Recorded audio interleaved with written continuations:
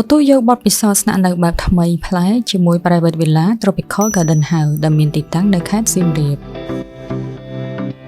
Tropical Garden House បំពាក់ដោយគ្រឿងបរិក្ខារទំនើបៗទាំងផ្ទះបាយនិងបន្ទប់គេងហើយបន្ទប់នីមួយៗមានទំហំធំទូលាយនិងមានអនាម័យខ្ពស់ព្រមទាំងមានបន្ទប់ទឹកមានទឹកក្តៅនិងទឹកត្រជាក់